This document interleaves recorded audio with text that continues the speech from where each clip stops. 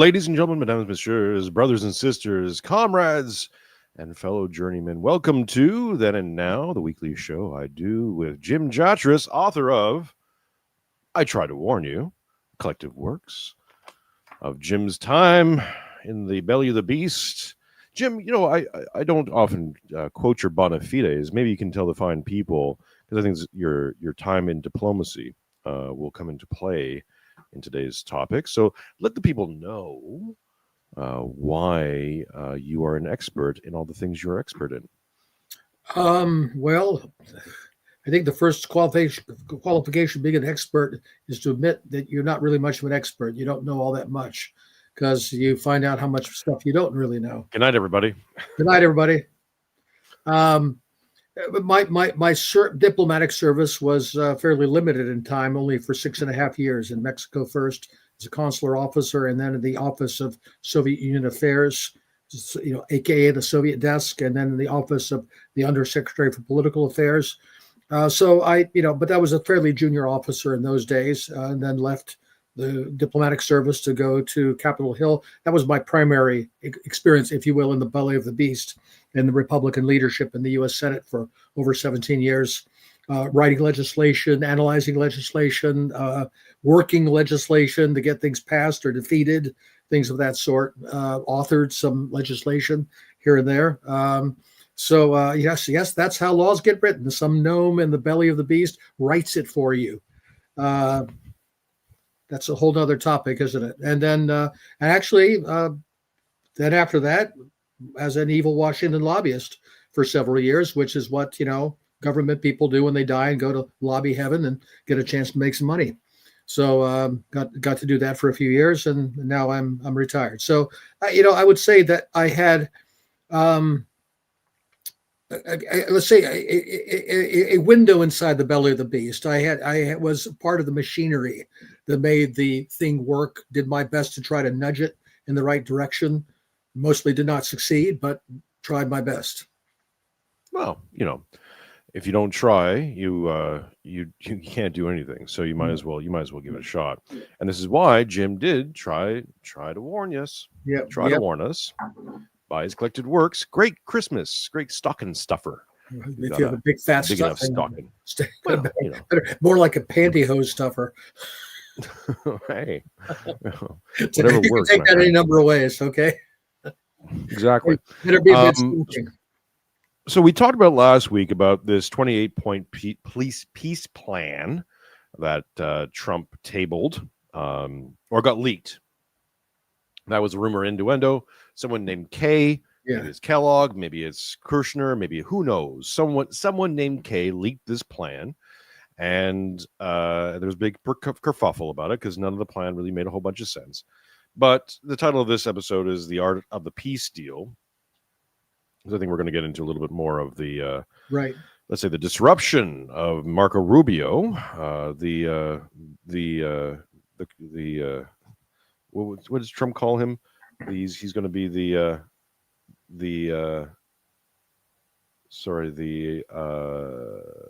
Kissinger of his time. So wait, we'll see. Who is Kushner or Whitcomb? No, Rubio. He's supposed to be the greatest Secretary of State in existence. All right. Hugest, best. Who knows? My speculation is that he was put in basically because the Trump administration really wants to focus on Venezuela, Cuba, as they're starting to do now with more intensity. I think South and Central America are really what Trump wants to focus on and get himself out of these international kerfuffles.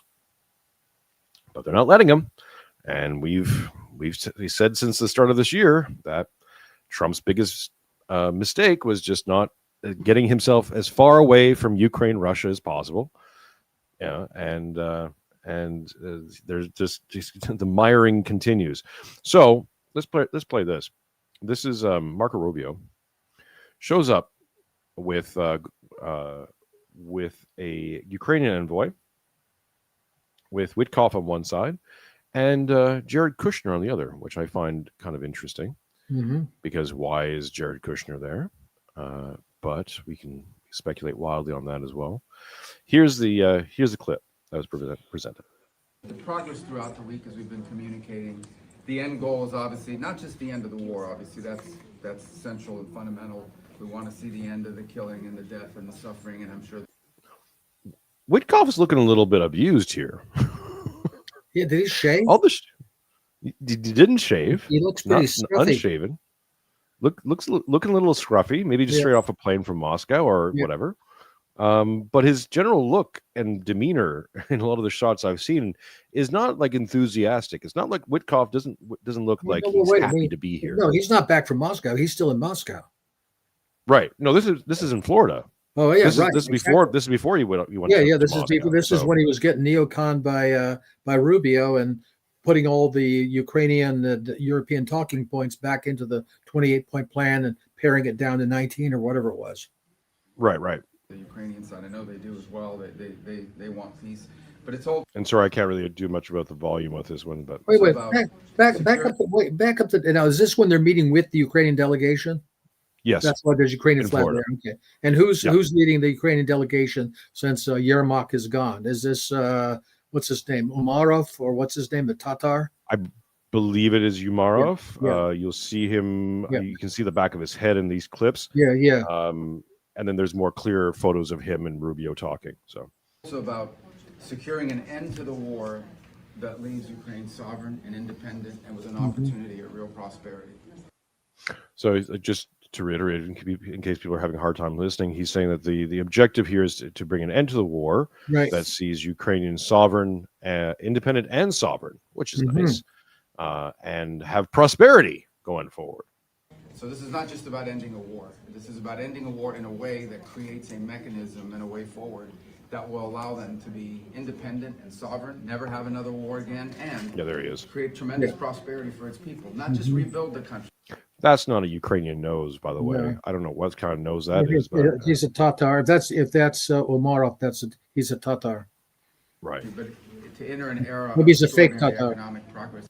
It's a country Ukraine has tremendous economic potential. Tremendous economic potential. Ukraine has tremendous opportunity for tremendous opportunities. Prosperity. Prosperity. You can't do that in the middle of a war like this. But ending the war alone won't achieve that. So this is not just about peace deals. It's about creating a pathway forward that leaves Ukraine sovereign, independent, and prosperous. And so sovereign, independent, and prosperous. Yeah, there you go. Almost as good as Gaza. Almost. Today, and we're grateful that you would travel all the way here to Florida. We apologize for the rain. It's not supposed to be raining, but there's only certain things we can control. So thank you and welcome. Thank you. First of all, I would like to start with a gratitude to American people, American leadership, President Trump's initiative for the peace. Okay, well, we can just skip this because this is just blah, blah, blah. Yeah. But, so, relatory notes, right? Now we've gone from 28 points down to about 19 thereabouts. Mm-hmm. I haven't heard of any more shavings, but I'm sure there will be more on the way. And Rubio basically reiterating, which I think is sort of revealing the real intention here, which is like, yeah, peace, and that's nice, right? Of course we want peace. It's horrible what's happening. It's Meshuggah. But we got to think about prosperity. We got to think of the rebuilding. We got to think of how Ukraine, the independent and sovereign Ukraine, is going to be able to be prosperous and make everyone a whole bunch of money We at need the end of this. we need deals. Yeah, well, it's a peace. You can't have a peace deal without the deal, Jim. You know, I couldn't help thinking, looking at that. Can you imagine if this kind of negotiation had taken place under the Biden administration, and next to Secretary of State Blinken was sitting Hunter Biden? I mean, how is having Jared Kushner, the president's son-in-law, not the equivalent of having a family member sitting on as the personal representative of the business interests of the big guy? Well, normally I would agree with you, and I do think he's there for the big guy for sure, Yeah, right? yeah. But Jared Kushner's name has also been linked to the Israel-Gaza peace settlement plan and blueprint. Hey, the big guy's got a thumb in a lot of pies. Hey, you know, Hey. he likes boysenberry. What do you know?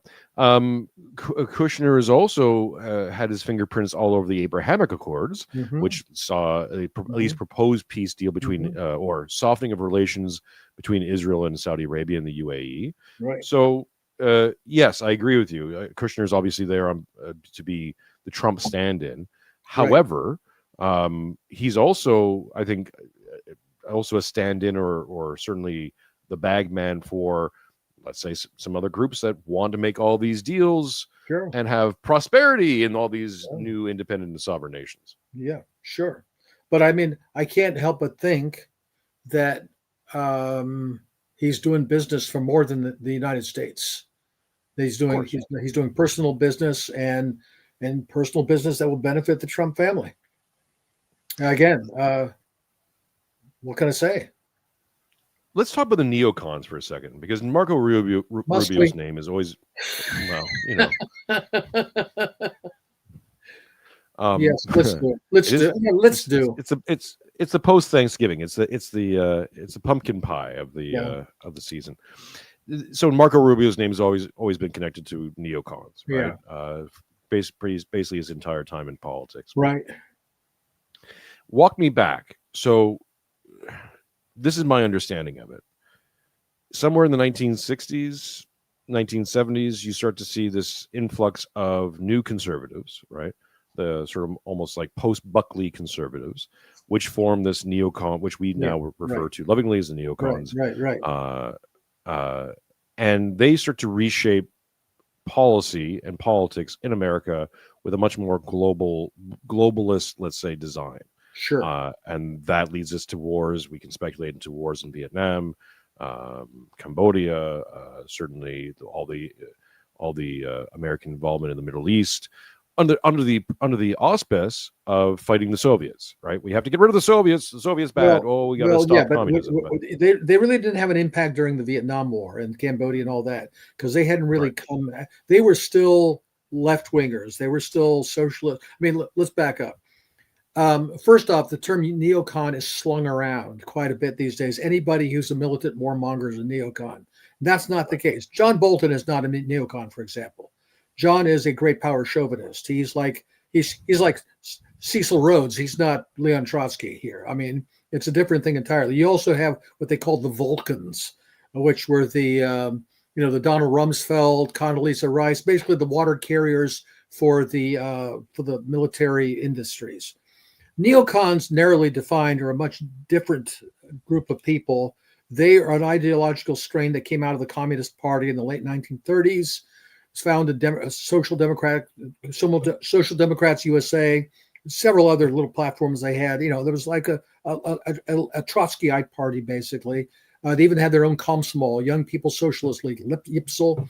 Most of them were Jewish, but there were some that were not. Jean Kirkpatrick, for example, was one of them. She was even in YPSL when she was young. Although she grew out of that Trotskyite, she actually believed after the Cold War was over, we should become a normal country, which most of the neocons did not. They really only became a factor in the Republican Party in the Reagan administration. So that's well after the Vietnam mess. They obviously had a big attachment, and their thing was essentially Trotskyism, global revolution, but not a communist revolution, but a global revolution of democracy and capitalism, the way they understood democracy. Middle East was a big focus for them, but their big focus was getting rid of the Soviet Union. Because remember, they're still fighting that old Stalin versus Trotsky kind of thing. And because the Soviet Union were the heirs of Stalin, not the heirs of Trotsky, they had to be in their bonnet about those guys. But they do understand the world and in true communist Trotskyite fashion in Manichaean terms. So we are the forces of history, the forces of good, the kind of Francis Fukuyama, the one path all mankind must follow, whether they want to or not, voluntarily or involuntarily, they've got to do it. It's the laws of history. And of course, they really came into their own during the Bush Jr. administration. They're big in the Reagan administration, not so big in Bush the elder. James Baker couldn't stand them, but they really came in with Bush the younger, and of course, Paul Wolfowitz, Doug Feith, you can go down the list, Elliot Abrams, Richard Pearl, they basically ran the place, and they've never looked back inside the Republican Party. Now in the Trump administration, you mentioned Marco Rubio. I think Latin America, Venezuela, Cuba, that's a huge thing for him. But I think he was put there by Miriam Adelson the same way that John Bolton was put in by Sheldon Adelson.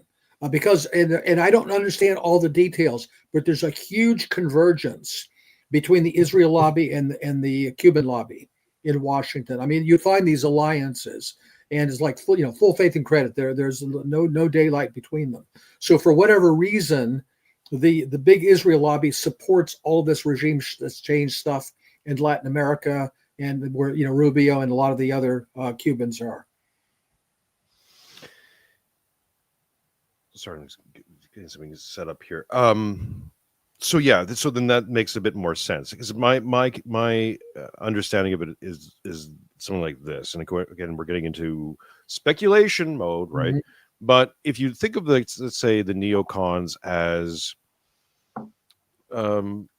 funded by global powers, right, outside of the U.S., having outside U.S. interests, or let's say ideological interests that don't pertain simply to American hegemony and nationalism. I think actually most of their money comes from here, but their interests aren't necessary. I mean, in fact, there's nothing really American about it at all. It's definitely a global perspective. Right, exactly. Because obviously, I mean, we can see even if you take things like during the Reagan administration, like understandably South and Central America being on America's back door creates more of a proximity kind of situation. Mm-hmm. But Nicaragua never really made a whole lot of sense. Right? Yeah. A lot of those instances in the 1980s that of course Reagan, famously had to get pulled up, in a grand hearing, and then it got revealed to the world that Reagan, didn't really know much about anything, and Ollie North and all the rest of it. So you have all that kind of new funding that on the surface looks like it's has American interests at play, but certainly as you dig deeper, it's like, well, where's this money going to? Why suddenly are we all very, very concerned about Colombia? Or, in this case, Venezuela, right? Yeah. Now, obviously, you think, well, oil and all the oil. I love these reports. Venezuela is it has the biggest stockpiles of oil in the world. I'm like, since when? What are you talking about? What? I thought it was Russia. I thought it changes by the week. Great big tracts of open oil fields. Right. We were talking about tits out before we went live. So it's large tracts of oil. Yeah. Does Cuba have the second one? Who knows, right? I don't think so. Right. But so you have this formally this interest, which we can all understand. Informally, though, then we're left to speculation of like, why now? Why are they interested in these corridors? Why does America need to be so concentrated in certain areas? Yeah. And it all seems to lead back to international consortiums. I don't like I've used City of London so much now, it's starting to feel like a boogeyman for me. But just as a stand-in, as global hegemonist, right. the gay world order, whatever you want to call it, right? Yeah. Those people there seems to be obviously the neocons seem to be that group that those people tend to use whenever the Republicans happen to be in power. Yeah, yeah.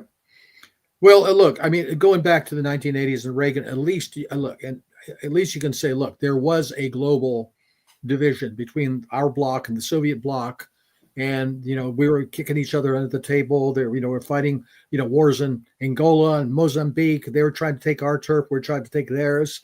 It was, that was the world we lived in, and I'm sure there were things that had no explanation or justification except through that bipolar lens. What's the excuse now? What's the excuse now? We don't have, maybe now we have recreated for ourselves a global enemy in the Eurasian bloc, the Russians, the Chinese, the Iranians, with outliers like Venezuela. But that didn't have to be. I mean, when we came out on top, or at least came up the last man standing in 1991, there was an opportunity. Objectively, there was an opportunity to try to put together some kind of a balanced multipolar order.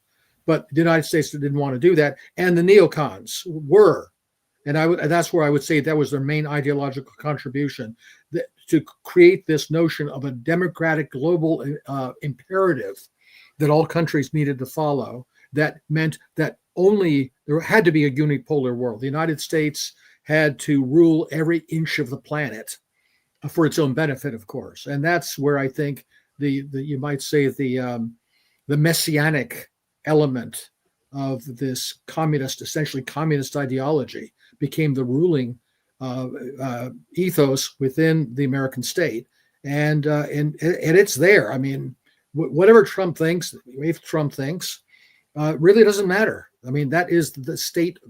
It's the DNA, our operating DNA now, and I don't see any way that it's going to stop.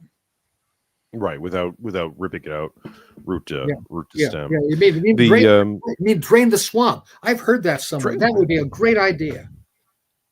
Yeah, it's kind of hard to drain the swamp while you're like neck deep in it. Yeah. And especially when you start taking into when the gators are out. Yeah. We need to get Tommy Salmon back on. Yeah. Of course, when you talk about geopolitics, and this is why I've focused the show on geopolitics. I don't comment on American domestic affairs. I'm not American. No one cares what I have to say about these things. And I don't live there, so whatever. I approve. I disapprove. Who gives a damn? I do talk about internet. I do want to talk about geopolitics, however, because this kind of gives you a better idea of what people are up against. If we're going to define something as an enemy or adversary, and if anyone listening to this wants to change the world or do things or get very upset or emotional about things, you just have to understand the quagmire that is the world out there, especially when you get into Eastern Europe, because now what's also being revealed is Ukrainian corruption scandals, right? Ooh, scandals. Like, as if these things just dropped out of the sky. We just forgot for the last 3 years that Ukraine was the most corrupt place in Europe, possibly one of the most corrupt places in the world. Ukraine and Poland was liberated from the Soviet Union around the same time. Right. Poland is now basically the industrial successor to Germany, and Ukraine, barring the war, before the war, not.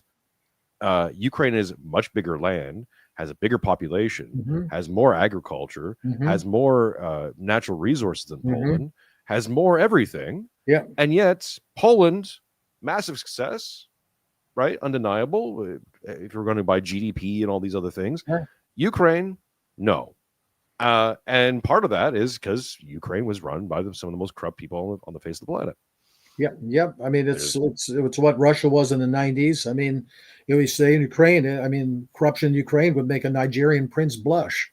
It's unbelievable. It was even before the Maidan. It came much worse. Remember, Yanukovych had to go because he was corrupt. Compared to whom? Compared to what in Ukraine? And then, of course, the people that replaced him made him look like a piker. He was nothing compared to the people that came after him. And, of course, that's now all our money. The American money, European money. God only knows how much of that has been diverted to where exactly. But the thing is, Jason, everybody's known this from the beginning. All these people have been beating the drums for supporting the regime in Kiev. and giving them unlimited support, they know very well how this money is being siphoned off. What? Stop the presses. What? There's corruption in Ukraine? Why weren't we told? Oh, come on. It's like saying, oh yeah, you know what? Some of the people we're supporting in the Middle East and Syria, they're Al Qaeda. They're Islamic terrorists. What? You're kidding. Why weren't we told? It's just so, it's frustrating, because just like so many Americans swallowed hook, line, and sinker the idea we're fighting the terrorists that hit us on 9/11, and fighting the global war against terror. Yeah, we're fighting for democracy in favor of a plucky little ally. Give me a break. I don't even know what you say to people like that. Well, it also explains Biden's attraction to Ukraine over the years, over a few decades. I'm going to get to the Ukrainian corruption black hole and the money that's just kind of vanished. Before we do, thank you so much for people who are tipping. I see Orthodox, $5. Thank you so much. And Octavian tipped $10 over on StreamYards, one of the best place to, Streamlabs, one of the best places to send me money is over on there, because it goes right in my pocket. Please continue to like, support, and share, and do all the things that help the show grow. I appreciate each and every one of you.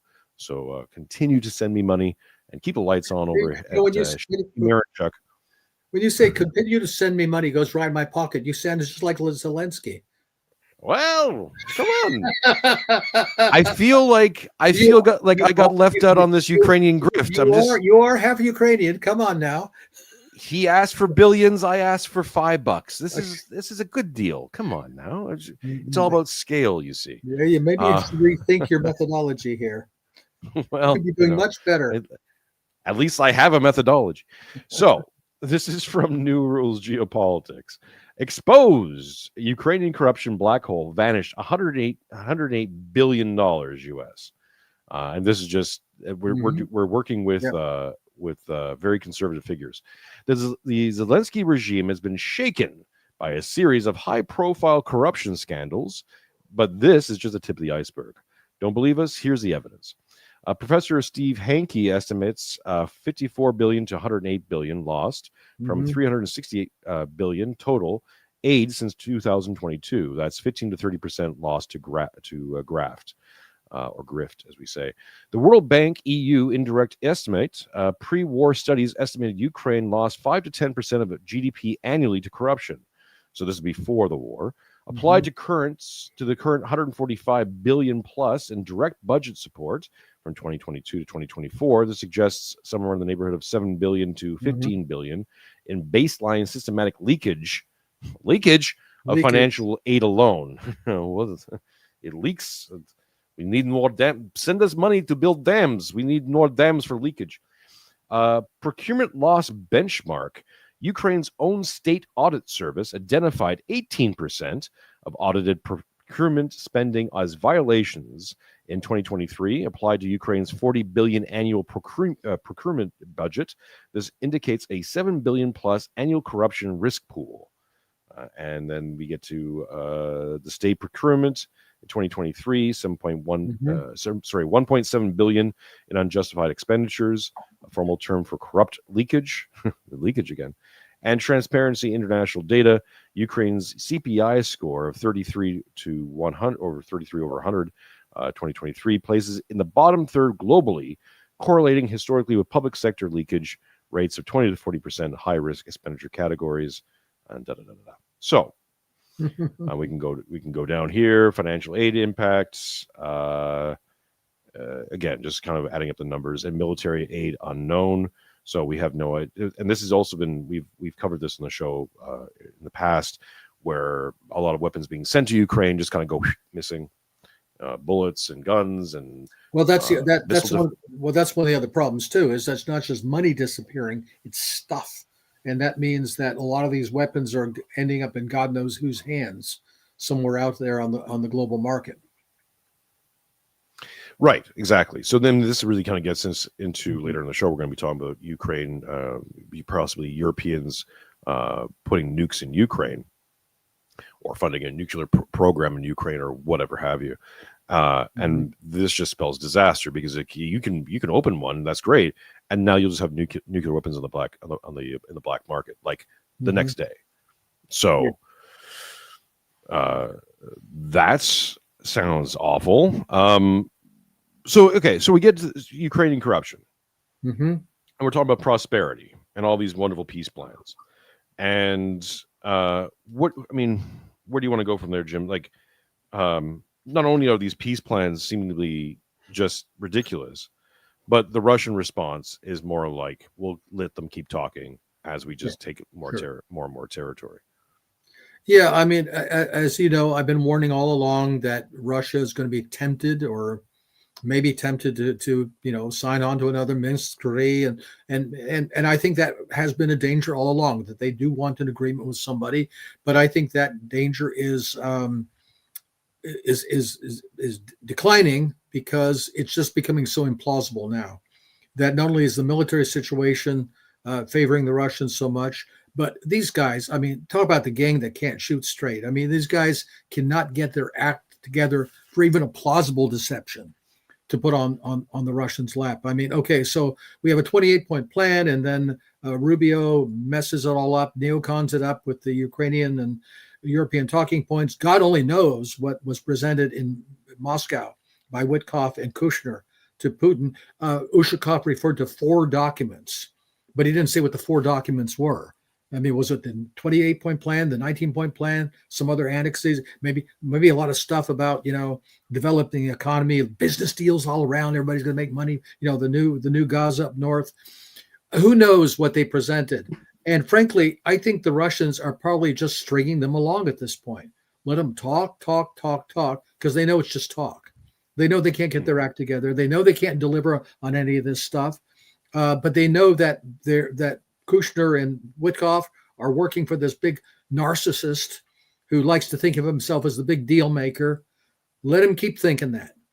And because I can see where it suits the Russians' interest now to, set the cat among the pigeons and let them squabble with each other, because they know they can't get their act together. And meanwhile, events are continuing on the ground.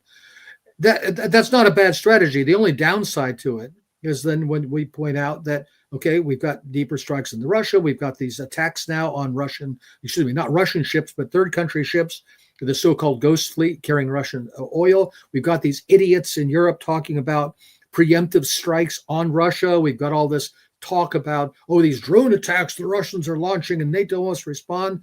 I mean, I think unfortunately the pressure for escalation is going to continue as long as the war continues. And I don't know how it's going to turn out.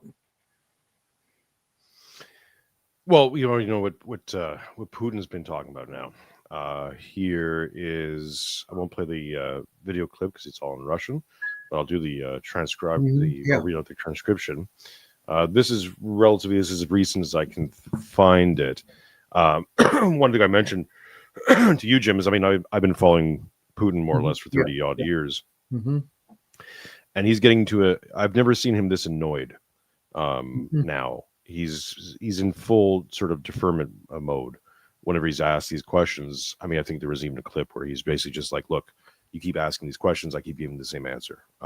We're open to talks, but here's our demand. Here's what we're going to demand. And if you're not willing to even entertain these demands, then we'll keep on rolling on the military front. And just take it all eventually. So this is from Brian McDonald. Putin responding just now to a question from a reporter on why Russia and the U.S. have excluded the EU from Ukraine peace talks. This is his translation. They had this fantasy about imposing a strategic defeat on Russia, and all these talking points EU officials keep repeating show some of them are still stuck in these illusions, even though they absolutely know that ship sailed ages ago and was never realistic in the first place. They had just convinced themselves it was true because they wanted to believe it, and now they can't bring themselves to admit they're wrong. They're basically just taking themselves out of the whole process. That's the first thing. Second, they look at the situation today. They don't like what they see, and instead of being helpful, they started getting in the way of the current U.S. administration and President Trump, who's trying to reach a peace deal through negotiations. They walked away from the talks themselves, and now they're blocking Trump too. Third, they don't have a peace plan at all. They're openly backing war. And even when they pretend they're proposing adjustments to Trump's plan, it's obvious what they're doing. Mhm. Every one of those changes is meant to kill the peace process entirely. They set conditions that they know Russia could never accept, Mhm. and then the plan is to blame Russia later on for the collapse. That's the whole game, and we see it clearly. So if they want to come back down to earth and deal with reality as it is on the ground, they're welcome to join in the process. So this is directly from Putin. Yeah, Obviously, yeah, but let me say something here. When he talks about, he's obviously, throwing rocks at the Europeans, well deserved, but juxtaposing that with contrasting with, and they're interrupting a peace. Trump is really devoted to the peace process, and these people are trying to wreck it. I don't think he believes a word of that. I don't think he believes a word that Trump is really trying to promote a real peace process. I think they must know that Trump is just trying to put lipstick on a pig and get them to sign a Minsk III. And a lot of this between the Europeans and Trump, it's personal. These guys hate each other, but it's coordinated. I mean, what the Europeans are doing and what they're saying, all their militant talk, they wouldn't be talking that way unless they thought they had a green light from Washington. I think that's a little bad cop, good cop from the Western side as well. I think the Russians see through that, but they also realize that blowing smoke up, President Trump's posterior is the way to go because that's how you string him along. I think there's a whole lot of mutual manipulation going on here. Well, I mean, just in terms of negotiations, there is no leverage, and if we're going to try to steelman the European position as we move into what they're trying to do with Euroclear, and then now some threats for first strike capabilities against Russia, etc. If they're trying to get leverage in any way, in any way they can, because everything they've tried to do before this has failed. The economic war has failed. The sanctions have failed. They were going to cut off Russian energy, cut off their noses to shame their face. Ha ha ha! That didn't work. The grain deal cancellation didn't work. It's just making the situation for them worse. There's reports out of, I think it was Munich or Hanover, one of the big German cities. They have this beautiful Christmas display, right? Everything's lit up. Yeah. And they don't know how long they can keep it lit up because they're basically out of energy. Amazing. You got to let that sink in for a second. Yeah. This is Germany. And we're not talking some podunk little town in Germany. We're talking I can find it, but it's it was Hanover, I believe. Yeah. It's a major city. And they don't have enough. There are speculations that they don't have enough energy to keep the lights on for Christmas displays. Yeah. All the way up to Christmas.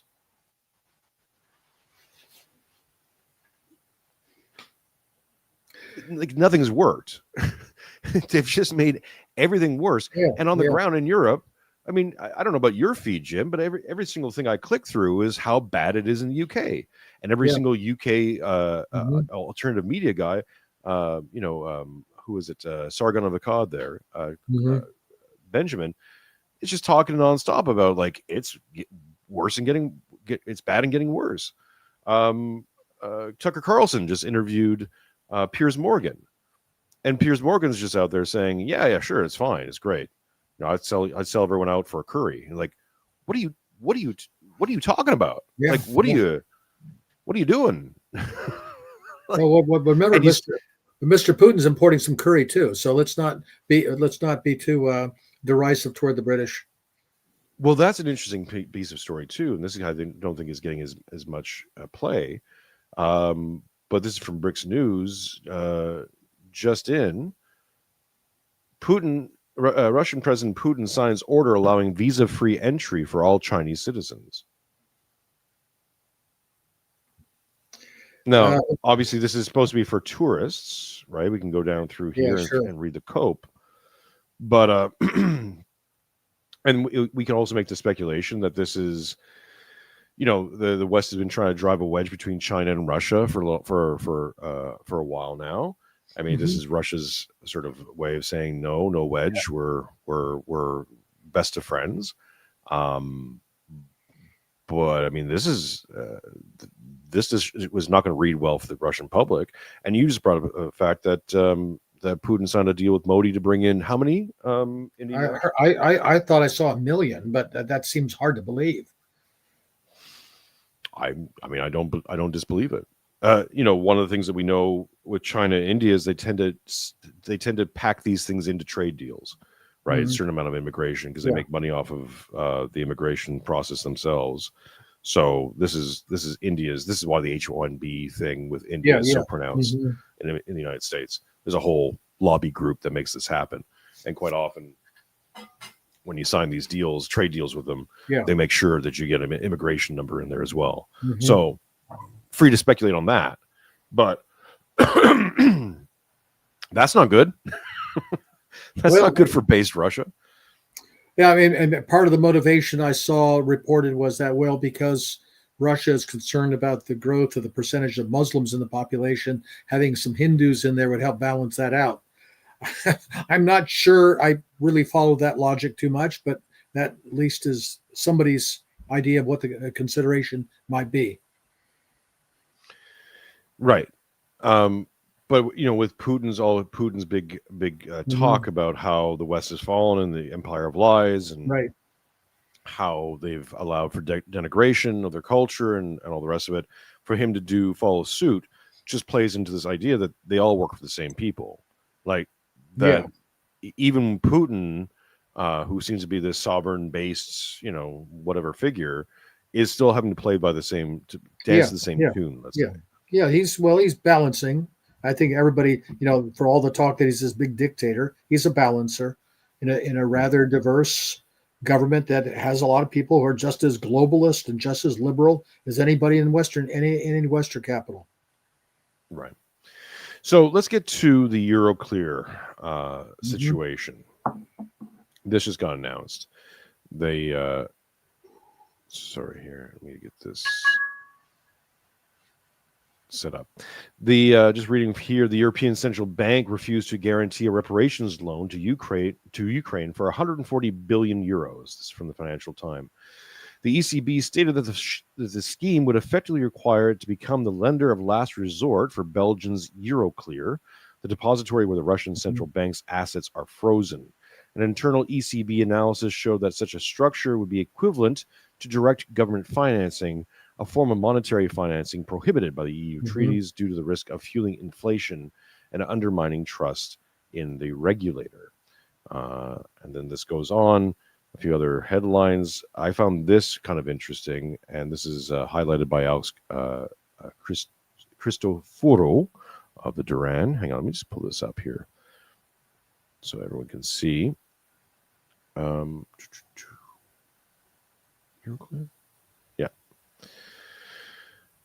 This is from Politico. EU allies turn screws on Belgium over its tax income from Russia's frozen assets. The byline is European governments are piling pressure on Bart de Wever to allow the Russian cash to go to Kiev as a mega loan. And Alex's commentary on this is the EU is going after Belgium over Russian frozen assets. Belgium does not want to greenlight the frozen assets to Zelensky, as this would destroy Euroclear and the Belgian economy. And there will be then there is a corruption, but that's a feature, not a bug. The EU is now accusing Belgium of pocketing corporate taxes generated from the Russian assets held at Euroclear, instead of sending those taxes are earned into the pockets of Zelensky. This is again from Politico.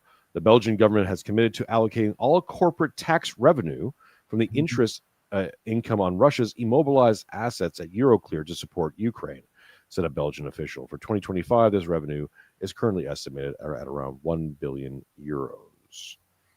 And then there's a good explanation of all this in a second. But initial thoughts on this, Jim, because this is again trying to rob Peter to pay Paul, or something along those lines. I'm sure our friend Tom Luongo could explain it better than I can. He's a finance guy, and I'm not. The reference to the corruption, that a feature, not a bug. I mean, is back when we were talking about how much money and aid to Ukraine has been siphoned off. You got to figure a lot of that is finding its way back into the pockets of its Western supporters. And that's where we've seen the kind of the bombshells dropping in Kiev with Yermak and some of the other people, Mindich, Zuckerman, people like that. You wonder when. Yeah. I just sort of wonder what does Kaya Kallas's bank account look like? I mean, I wonder what is some of these guys in Congress? What do their bank accounts look like with all the money that gets sent to Ukraine, and then some of it gets cycled back to the people who send the other people's money in the first place? I can't help but wonder. Well, here's the insanity, right? This is from Patricia Martins, and I know, folks, this gets a little dry, but we'll get through it just because I think I would rather risk boring people to kind of give you an idea of just how crazy this idea is. So, to break it down, essentially, the European government basically wants to seize those Russian assets. They've been talking about this for a long time. They want to seize those frozen assets and disperse them to Ukraine and other places. And by the way, Jason, I think it's eventually going to happen. I mean, they keep talking about this. I think sooner or later it's going to happen, and probably sooner rather than later. I openly speculated, I think, last show that it's like, bold of us to assume that the money's still there. Yeah, good point. The money hasn't already been seized and dispersed, and now they just need to make sure it's legal, right, in some way, shape, or form, so that when Russia goes to the end of this, going, "Hey, where's our money?" and go, "Money? What? No, we already dispersed it." See, well, anyways, we'll see. But here's a good breakdown of why the Belgian central bank and Euroclear themselves are saying, no, we can't do this. So this is so it's titled "The Irresponsibility of European Leaders." Yes, the courts in Dubai, especially the DIFC courts, and Hong Kong are considered viable and strategically attractive venues for Russia lawsuits against Euroclear or other European institutions, precisely because they have real jurisdiction over disputes involving frozen assets, thanks to Euroclear's own operational presence and financial exposure to those locations. And you had mentioned this in the last show, that certainly the Saudis, we obviously the Chinese are. Would be a big focal point here, or Hong Kong, but through Hong Kong. But yeah, the Saudis aren't going to be a big fan of this idea either. Euroclear maintains operations, correspondent accounts, and asset processing in these financial hubs. Just to be clear, what Euroclear is essentially an asset. What do we call it? An asset. Institution, right? They manage massive global assets that are basically put in there. They're a little bit like, they operate a little bit like BlackRock in terms of they do financial services as well, but essentially they manage and hold international assets for processing through different banks, which is why they have all these Russian assets. How does that relate to SWIFT? I don't know. We can do a little grokking once let me just get through, through this first. So Euroclear maintains operations, correspondent accounts, and asset processing in these financial hubs. In August 2025, Euroclear integrated Bank of China, Hong Kong, as a common depository for the 14 trillion Eurobond market, creating a direct exposure in Hong Kong. In Dubai's DIFC, which operates under English common law, there's also international clearing links and assets under custody. Both core systems allow the English tradition and grant broad jurisdiction in cross-border commercial disputes, whenever there are local assets or a contractual breach with local impact. They can issue provisional orders such as worldwide Mariva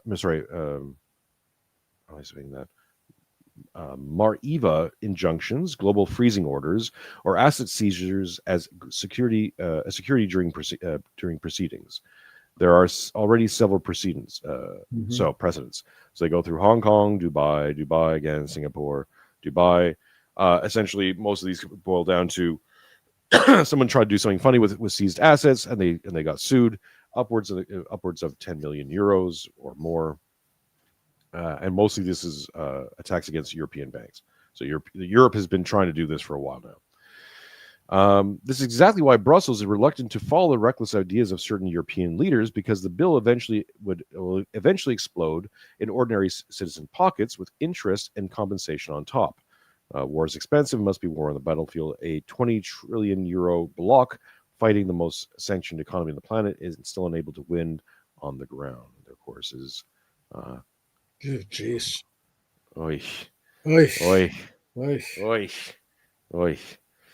So, yeah, that's where this gets funky, right? Because this idea that if you start seizing assets, not only is it Mhm. against global law and there'll be Right. lawsuits afterward, but any kind of any remaining shred of confidence in Euroclear or European banks as a holder of assets will also evaporate.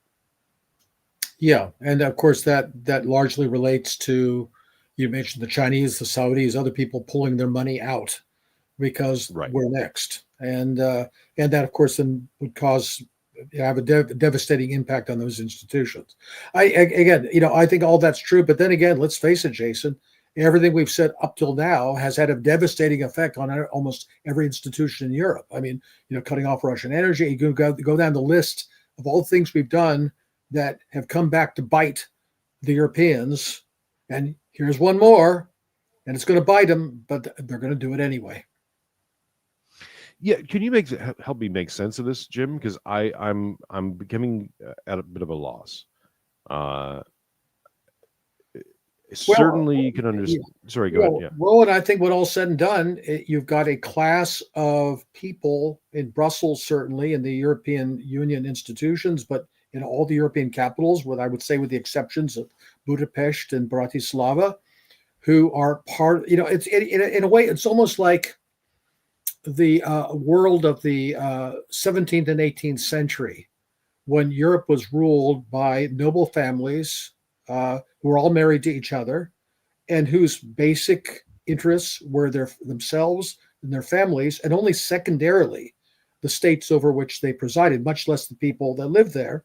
I think you've got essentially a class of a new, very debased nobility with none of the virtues of the old nobility, who are looking out for themselves. I mean, I think all these people are pocketing a lot of money. They've got a great racket going with globalism, globalist ideology, hostility to Russia, stealing everything that isn't nailed down, and also making sure that they control the political systems in their country as tightly as the Communist Party of the Soviet Union, as a one-party state, ran the Soviet Union, and make sure that AfD or Le Pen or anybody else cannot get into office who actually gives a damn for the people of that country. It's a racket. It's a huge racket. It's got an ideological element. It's got a pecuniary element as well, a big one. And they're in power, and they're making hay while the sun shines. And to hell with the rest. Après nous le déluge, right? After us, who cares what happens? It's funny that that's the second time this week I've heard reference to that after us the deluge, and that really seems to be what's gearing up here. Yeah. I made reference before. My feed is inundated with problems in the UK on the ground, right? With Muslim immigrants, with just illegal immigrants flooding the system, with traditional British towns now becoming basically mini caliphates, and violence upticking across the board everywhere you can think of, and that's just one immigrant group. We are not even talking about all the rest of them that are coming in as well.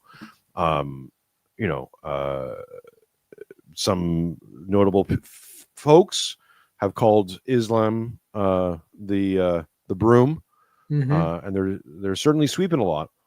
And so when you see all that happening, and lights not being, you can't sustain Christmas lights in Germany, and now the economy is. We haven't even touched on the economies that much. Of course, we go back and listen to the conversation we had with Tom, and one of the things I interjected is that the situation in Japan, and that situation in Japan is just getting worse.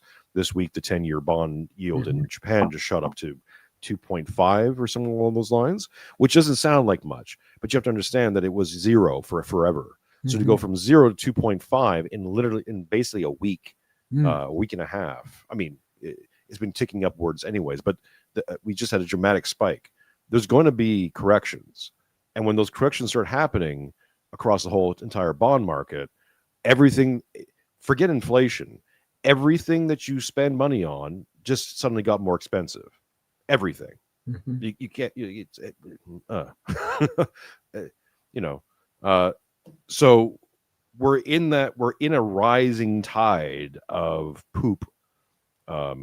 Maybe this is why they bring the Indians and they feel helpless. But you went there. Oh, I'm getting too serious, Jim. Let me throw in some casual racism. Oh my gosh, just some bigotry. That's all. I'm a Western chauvinist at the end of the day. So what are you going to do? But you see all these things happening on the ground at home in Europe, and yet, if you pay attention to the headlines that are put out there, the only thing that matters is Russia, Russia, Russia.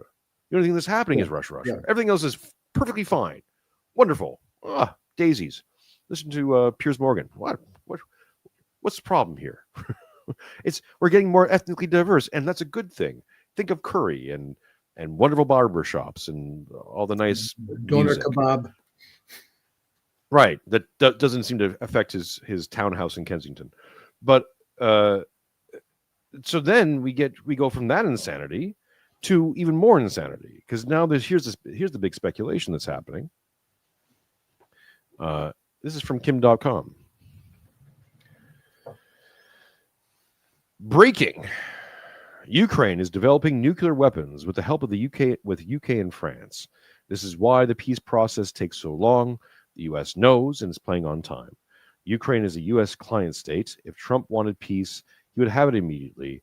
Russia is being played. And then we have a narrative here from the Islander. We can get through this, but I mean, it's kind of whatever. The interesting thing here is that you read this and you go, well, this seems salacious, right? Like, what does Kim.com know?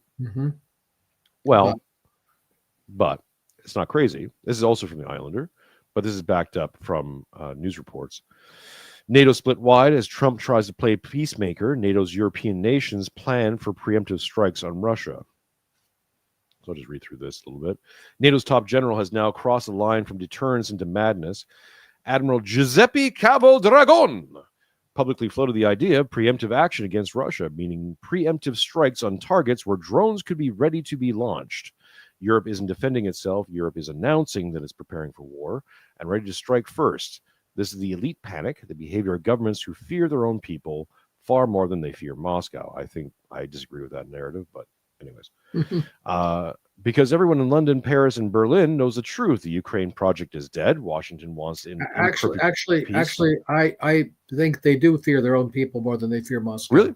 Yes, I do. That's what I'm saying. I think they're a very narrow class of globalist thieves who are, again, back to what we were saying earlier, they don't give a damn what they're doing to their countries because they're profiting, and they realize they're impoverishing their fellow citizens, and they don't care.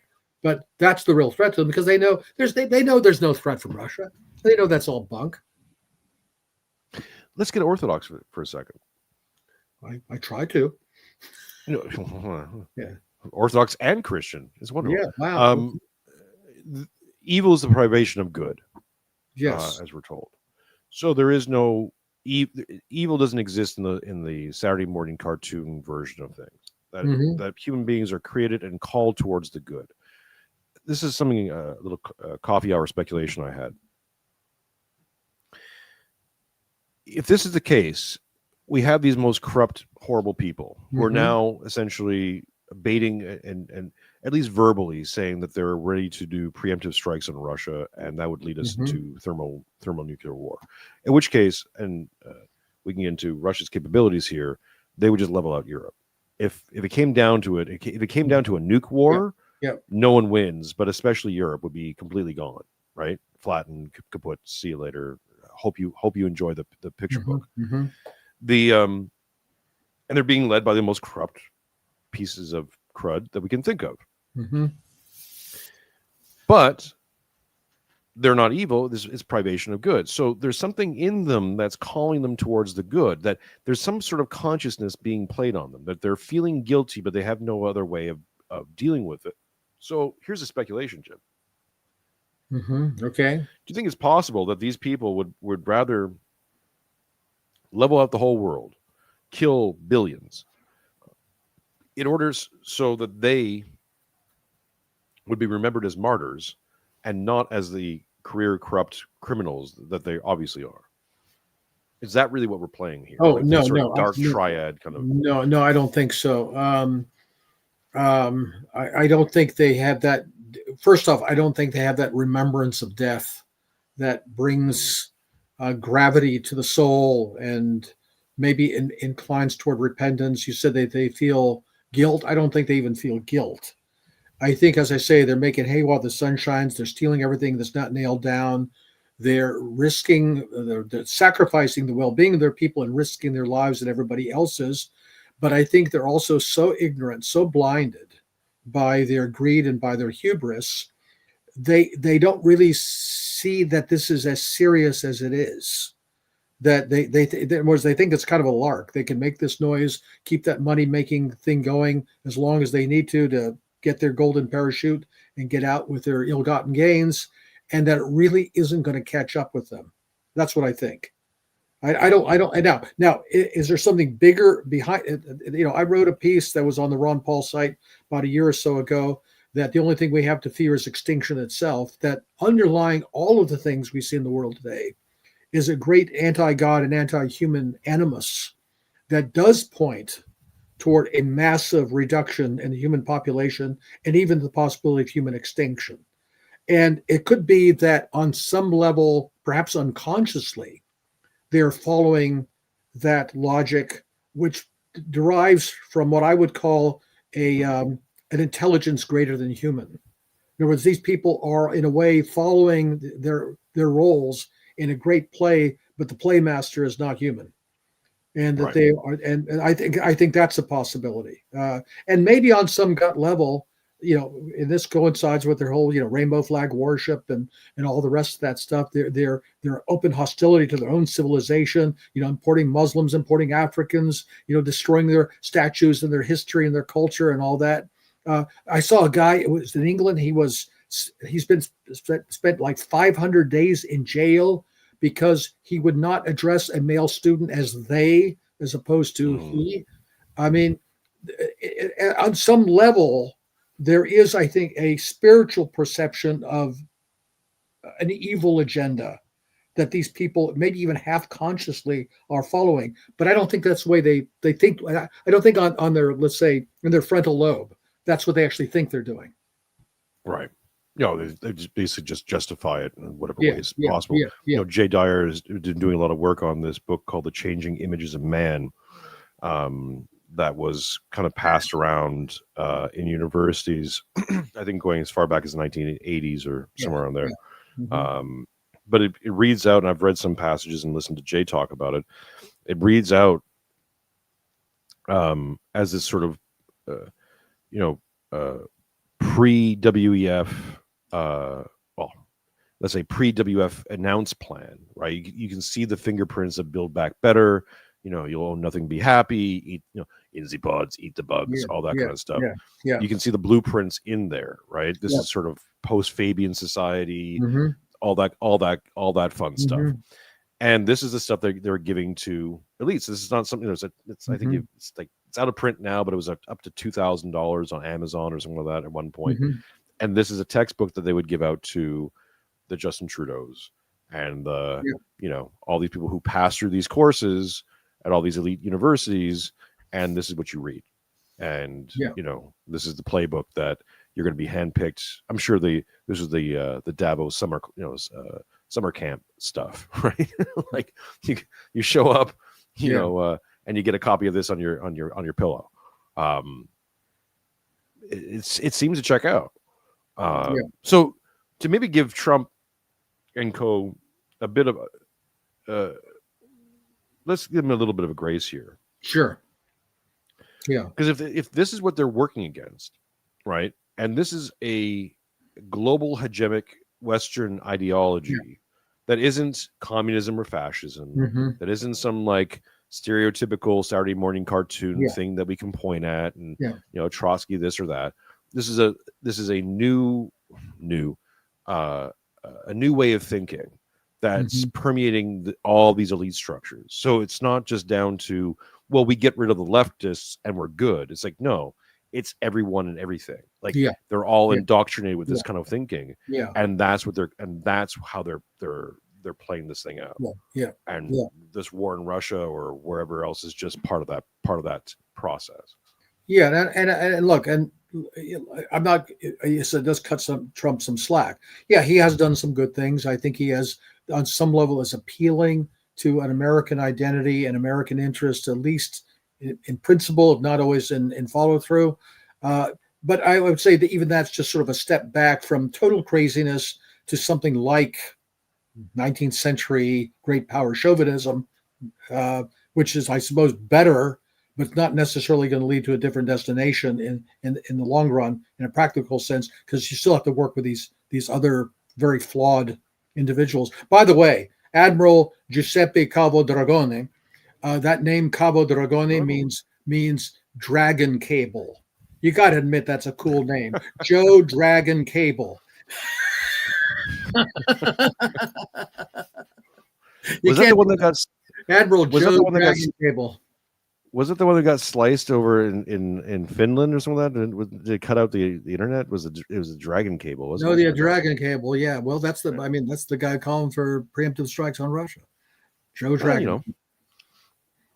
You got to do what you got to do. Yeah. There's another interesting report. I haven't really looked into it that much, but it looks like the Joint Chiefs of Staffs or some generals active in the Pentagon are tisking Pete Hegseth again for using too strong of a language. Like, how dare you suggest that the U.S. military is out there to kill people and wage war and do violence? I think it was more than just strong language. I mean, as I recall, it had to do with kill everybody, that even after you destroy the boat and there are survivors in the water, you should shoot them as well. You don't even do that during war. I mean, that's, they did that when they attacked the Liberty, but that's a whole nother story. But I mean, even in war, when you sink an enemy ship, you don't strafe the survivors in the water. I mean, that's a crime any way you look at it. Right. But I mean, as I speculated, the spirit of this age is the spirit of the vengeful son, and that desire to just tear everything down, right? That that the old world order that had brought us to this obviously is a problem. Right? That's what I think people are isolating themselves onto. It's this group, it's that group, or it's the entire artifice itself, liberalism itself, whatever, and that needs to be torn down completely. Yeah, and people are losing the ability to.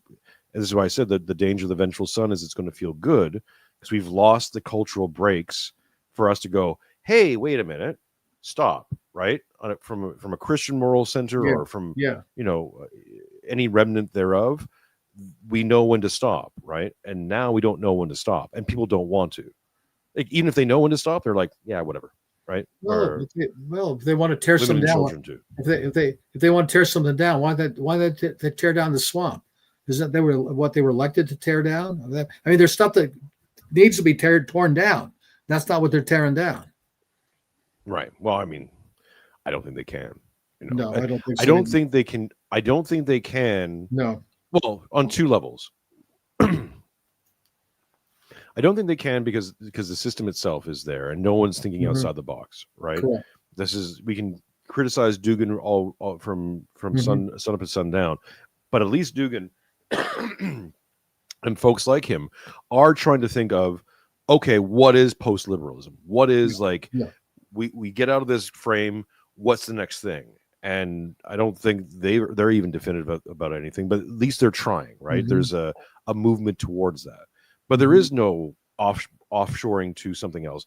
And both of us are monarchists, but that's not going to happen probably in our lifetime. So okay, so what is it then? Well, I think this is where the technocrats get their inroads into it, going, oh, it's going to be the same thing, maybe on a smaller scale. we'll tear it down, but we'll fragment it.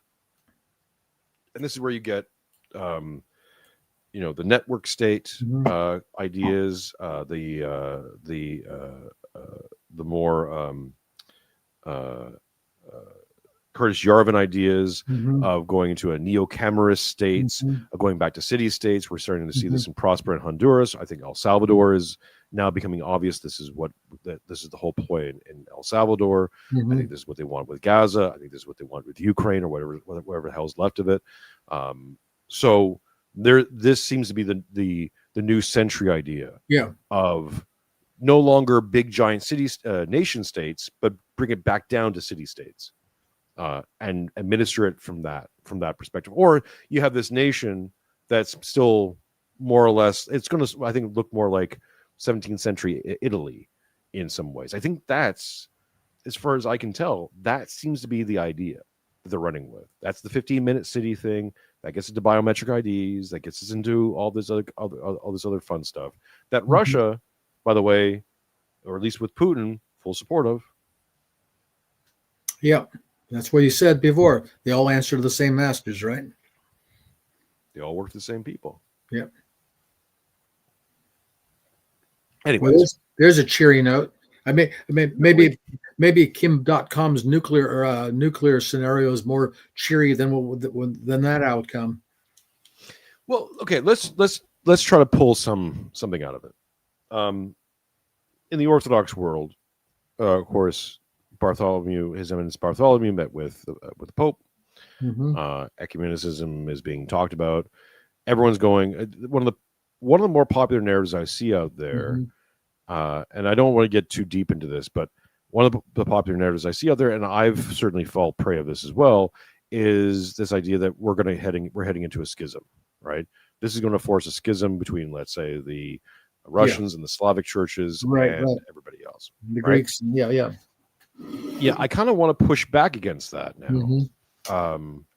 One, because I don't think it's our place as laymen to even really comment on it so much. Right. But two, it beggars this sort of idea that I think people kind of want it. And I started seeing this with and this is with the Ortho Bro Crow. Not naming any names. But when people talk about the eschaton a lot, and we just did an episode about this, it's good to talk about. It's fine to talk about, but I feel like there's like almost people who want it. Yes, like they want the end times in their life. Well, it's tempting. Yeah, it's sort of like our version of the evangelical dispensationalist late great planet Earth that Jesus is going to come and set up his 1,000-year reign. Except for us, it's a different kind of apocalyptic expectation when good will finally triumph. Because we'll go through the great tribulation, and Antichrist will reveal himself, and then Christ will come, and we'll have the last judgment, and all the complications of life will get simpled out. And it is tempting, and of course, we say with Patriarch Bartholomew and Pope Leo, if it happens, we don't even know what the it is, and if it will happen, and what the effect will be. I'm inclined to think probably nothing much is going to happen, and I hope that's the case. If it does happen, and there is some kind of a big deal between Bartholomew and Leo, I think it's going to be a big failure. I mean, if you look at this powwow they had in Constantinople and Nicaea, the only other autocephalous church represented there was Alexandria. It's even less support than he has for his project in Ukraine. So I think that itself may be enough to deter him from taking a fatal step with the Roman Catholics, because if he can't even get Greece, Cyprus, the ethnically Greek churches that he has a lot of influence with on board, I don't think he'll step over that line. But I could be wrong. Right. But you're right. There are some people want to see it because they also see that, okay, even if it's not the apocalypse, well, if we have a big schism because we have a new Council of Florence and Bartholomew unites with Rome, we can get rid of all the ecumenists and the liberals and the Orthodoxy and dialogue and the Fortimites and all the rest of them, and let them go into become new uniats, and our Orthodox Church will be more Orthodox after that. That's a tempting thought, I have to admit. Yeah, I mean, you can see where it comes from, right? Yeah. Again, this sort of the spirit of the vengeful son, this idea that we'll just clear it out, right? Scorched All these earth. problems have got us to this point. Yeah. We don't know how to fix it anymore, and we're still in the but we must fix it mentality. Yeah. So, well, okay, it's fine. Let's just wipe it out and start fresh. Yeah. Which, from a religious standpoint, is like, well, that's just not orthodox, then, is it? No, I mean, that's the thing. I mean, but flipping that around, you can't help, what they say, things that cannot go on as they are, don't. I mean, at some point, when things start getting bad enough, you do start yearning for some kind of resolution, even if it's a terrible one, just to say, we just can't put up with this anymore. I've had enough. Let's, if we're going somewhere, let's damn well get there, for crying out loud, and then some kind of resolution will occur. And I think that's just a normal human reaction to just same old degradation, day after day, getting worse and worse, and you want something to finally resolve itself. Right. Yeah, the desire for catharsis is very strong. Yeah, there you go. Yeah, but I mean, as we're heading into now, we're into the fasting season, obviously, and as we're moving into the holidays, I think I'm constantly looking for a positive message to put out there, and most of our work is just not very positive. No. it's bleak and and whatever. Yeah. But the constant refrain I have that I keep trying to promote to people is that what's been taken from us the most is a sense of family and fellowship, and that needs to return. And the way we return that is through our actions. Like, you don't have to wait for Trump or Putin or any of these guys to do anything. No. And you don't have to do anything dramatic or exciting. You can just take care of your family. And by the way, you can't affect all that big stuff anyway. All that big stuff's going to happen it's baked into the cake. Whatever's going to happen, hey, either Antichrist is going to show up now or he's not. There's nothing you can do about it. And so, like you said, think globally, act locally, do what you can do. Be aware of this stuff, be vigilant, have discernment, but take care of the stuff you can take care of. Listen to there. Ladies and gentlemen, mesdames, messieurs, brothers and sisters, comrades, and fellow journeymen, thank you so much for joining us. Again, Jim's book, I Try to Warn You, links in the description below on Amazon, Kindle, and all your fine booksellers. Get your copy and put it under the tree for a loved one who's smart and intelligent and wants to do some fine reading. So there's the plug. Jim, any last thoughts, words, comments for the Peanut Gallery? No, I think I'm good. I think it was a good conversation. I think at